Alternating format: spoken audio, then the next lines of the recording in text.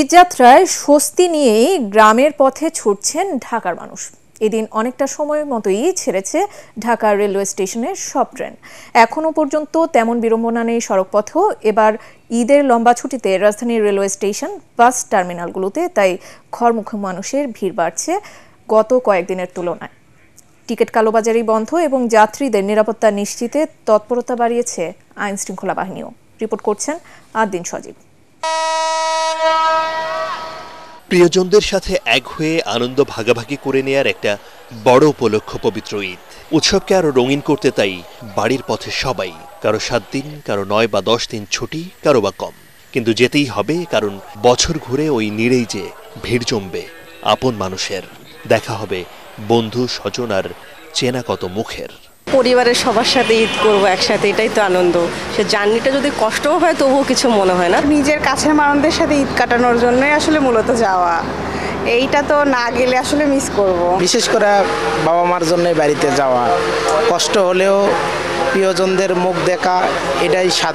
ভিশনের ফুলঝুরি mega অফারে fridge কিনলেই পাচ্ছেন 16 পিসের আকর্ষণীয় গিফট বক্স একদম ফ্রি।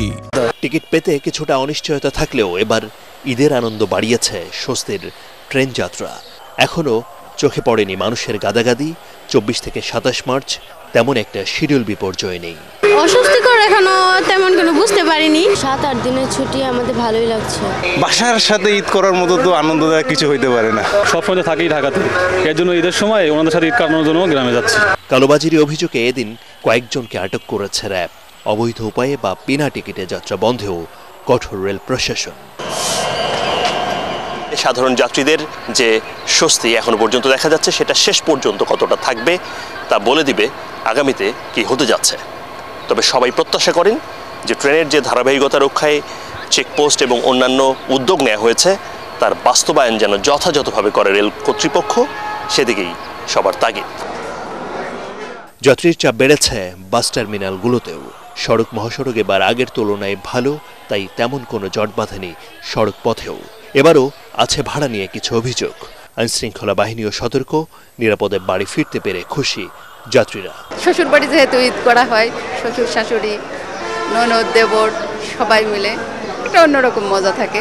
আপ অ্যান্ড ডাউন ব্যবসা হয়, তখন কিছু কম নেই। এই জন্য প্যাসেঞ্জার মনে করে যে এখন তো 650 গেলাম, পরে আবার 750 হয়ে গেল, কিন্তু যাওয়া আসা খরচ এভারেজ করতে গেলে দেখা যাচ্ছে এখনই বরঞ্চ লস হয়। ট্রেনের শিডিউল বিপর্যয় আর সড়কে তীব্র যানজটের পুরনো দিনের ঈদযাত্রার অস্বস্তির খবর এখন যেন কেবলই অতীত।